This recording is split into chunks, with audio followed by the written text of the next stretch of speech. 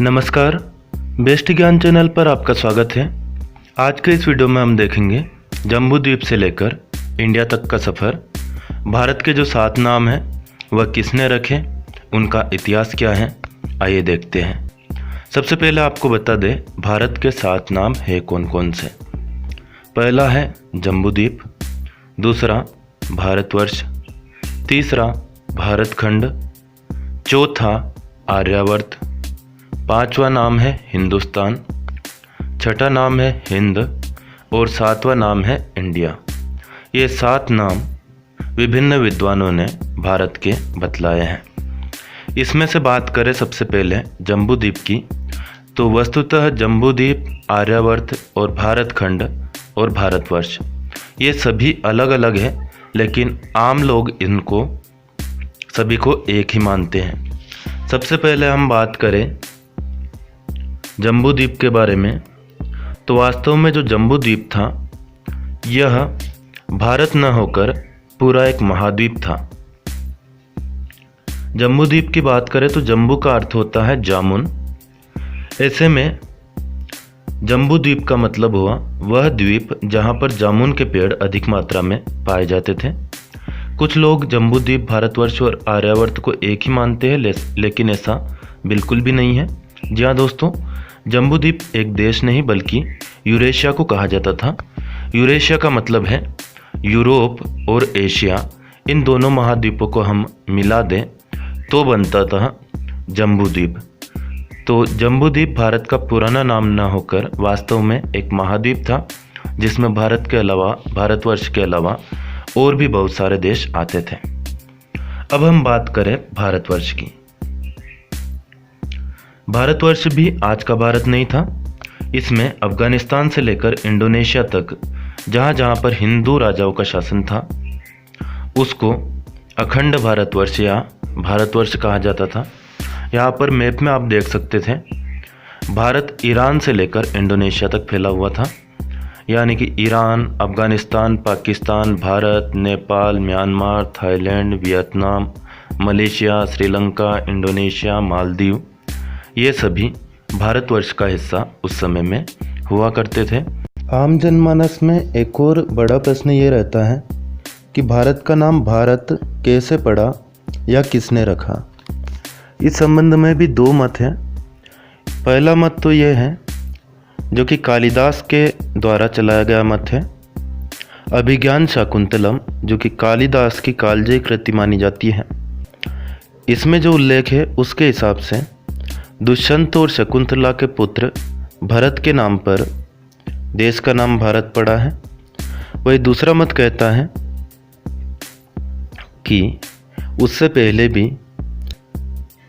भगवान राम के कुल में भरत नाम के एक महान प्रतापी राजा हुए थे, जिनका उल्लेख वायु पुराण में किया गया है।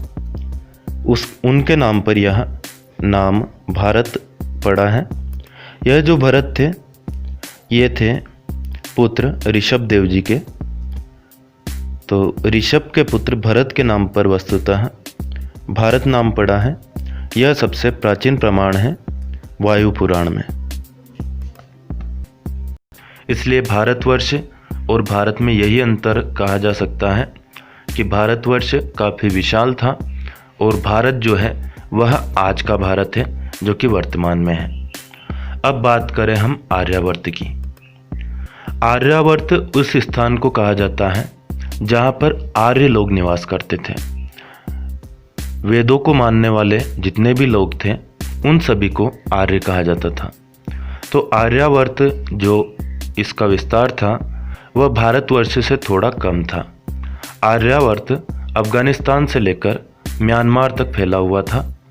इसमें अफगानिस्तान, पाकिस्तान, भारत तो है ही, नेपाल, भूटान, बांग्लादेश, म्यांमार, श्रीलंका, ये सभी आर्यावर्त का हिस्सा हुआ करते थे। भारत के 3 प्राचीन नाम के बारे में हम चर्चा कर चुके हैं। चौथा है भारतखंड। तो वास्तव में भारतखंड और आर्यावर्त यह एक ही कहे जा सकते हैं, लेकिन आर्यावर्त भी भारतखंड से विशाल था भारत खंड मतलब भारत का वह हिस्सा जो कि वर्तमान में भारत है। तो भारत खंड और भारत एक ही है। अब बात करें हिंदुस्तान, हिंद और इंडिया की। ऊपर के 4 नामों की हम चर्चा कर चुके हैं, कैसे पढ़ें। अब बात करें हिंदुस्तान की, तो जब ईरानी लोग और यवन इन्होंने भारत पर आक्रमण किया, उस समय भारत को जो पहचाना जाता था वह पहचाना जाता था सिंधु नदी के नाम से। और भारत की जो सभ्यता थी, इस सभ्यता को भी सिंधु घाटी की सभ्यता कहा जाता था। हिंदी में बोले तो सिंधु घाटी की सभ्यता और अंग्रेजी में बोले तो इंडस वैली सिविलाइजेशन। इन दोनों शब्दों को आप ध्यान दीजिएगा, इंडस वैली सिविलाइजेशन।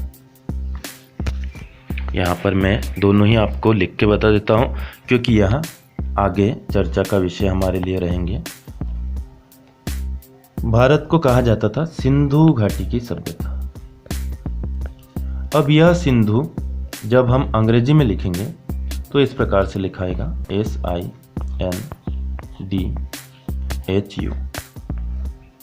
अब हुआ क्या, जब ये यवन लोग भारत आए या ईरानी लोग भारत आए, इन्होंने भारत पर आक्रमण किया, मुस्लिम आक्रांताओं ने भारत पर आक्रमण किया या अन्य लोगों ने जब भी उस समय आक्रमण किया, तो भारत को सिंधु घाटी की सभ्यता कहा जाता था।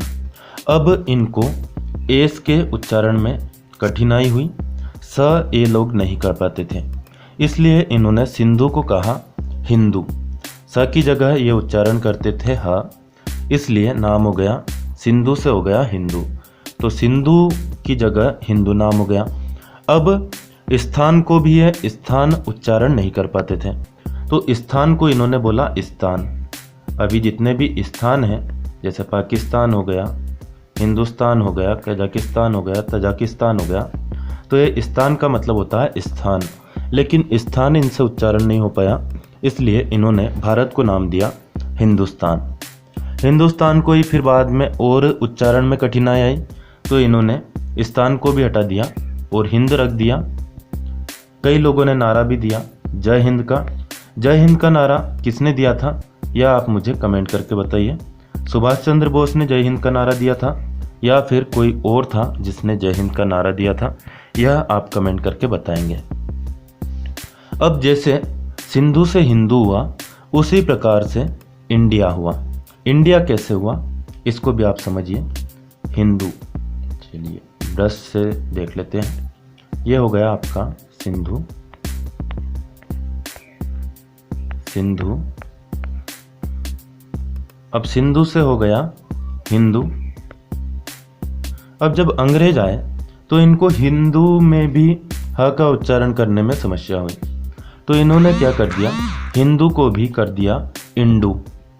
लेकिन ये भी सही से उच्चारण नहीं कर पाए और किसी अंग्रेज सम्राट ने इसका नाम फिर इंडू से बदल के कर दिया इंडिया। तो यह थी कहानी दोस्तों, जम्बू द्वीप से लेकर भारतवर्ष से लेकर भारत खंड, आर्यावर्त, हिंदुस्तान, हिंद और इंडिया की। इंडिया का फुल फॉर्म भी कई बार लोगों के द्वारा पूछा जाता है, तो इसका फुल फॉर्म होता है independent nation declared in India, sorry independent nation declared in August, क्योंकि 15 अगस्त 1947 को देश आज़ाद हुआ था, तो इसको गुलामी का प्रतीक भी इंडिया शब्द को माना जाता है। इसीलिए हाल ही में सुप्रीम कोर्ट में एक रिव्यू पिटीशन इसको लेकर दाखिल की गई थी। हालांकि भारत के जो चीफ जस्टिस एस.ए. बोबडे थे, ये उस दिन अवकाश पे थे, इस कारण से इस पर विचार नहीं हो सका। आगे बाद में इसकी सुनवाई कब होगी, यह तारीख भी तय नहीं की गई है। तो यहाँ पर जब भी इस पर विचार हो, निश्चित तौर पर जिस प्रकार से पाकिस्तान, चाइना, रशिया, अमेरिका सभी के एक एक नाम है, लेकिन भारत के 3-3 नाम हैं। हिंदी में भारत, उर्दू में हिंदुस्तान और इंग्लिश में इंडिया। तो निश्चित तौर पर विचार होना चाहिए कि भारत का एक ही नाम हो। अलग अलग नाम से कन्फ्यूज़न भी होता है और ये बाकी के नाम जो है गुलामी के प्रतीक भी है।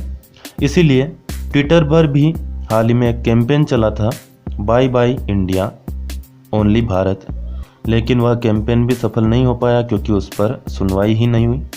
देखते हैं भारत का सुप्रीम कोर्ट और भारत के जो कानून के निर्माता हैं इस संबंध में क्या फैसला करते हैं, क्योंकि वस्तुतः नाम परिवर्तन तो उन्हीं के अधिकार क्षेत्र में आता है। हम केवल बात कर सकते हैं, मुहिम चला सकते हैं, लेकिन फाइनल डिसीजन लेना है। कोर्ट भी निर्देश दे सकता है, लेकिन फाइनल डिसीजन जो लेना है वह भारत सरकार को ही लेना है। अब बहुत सारे नाम परिवर्तन किए भी गए हैं, जैसे कि उत्तर प्रदेश में प्रयागराज कर दिया गया इलाहाबाद का नाम। इलाहाबाद हाई कोर्ट का नाम भी बदलने की तैयारी चल रही है। और भी बहुत सी जगहों का नाम बदला गया है। तो ऐसे में आइए हम सब भी वेदों की ओर लौटे, सत्य को जाने और अपने हिंदू होने पर, हिंदुस्तानी होने पर गर्व करें। भारत में जितने भी लोग हैं, संघ मानता है कि ये हिंदुस्तानी है। क्यों मानता है उसका कारण मैं आपको पहले ही बता चुका हूँ, क्योंकि अफ़गानिस्तान से लेकर इंडोनेशिया तक भारतवर्ष था और बाद में मुसलमान या फिर अन्य धर्म धीरे धीरे आए हैं। सबसे प्राचीन सभ्यता है वह हमारी वैदिक सभ्यता ही है। इसलिए आइए वैदिक सभ्यता की ओर लौटे, उस पर गर्व करें और सनातन संस्कृति को अपनाएं। यदि आपको मेरा यह प्रयास अच्छा लगे, वीडियो पसंद आए, तो प्लीज़ लाइक ज़रूर कर देना, अन्य दोस्तों को भी शेयर कर देना, ताकि सभी को इतिहास के बारे में जानकारी हो और भूगोल का ज्ञान भी इसमें उनको हो जाएगा। फिलहाल इस वीडियो में इतना ही। धन्यवाद। जय भारत। जय हिंद मैं आज नहीं कहूँगा, क्योंकि एक नाम का मैं समर्थन कर रहा हूँ। आज के बाद मैं जय हिंद जय भारत न कहकर जय भारत ही कहूँगा। धन्यवाद फिर से।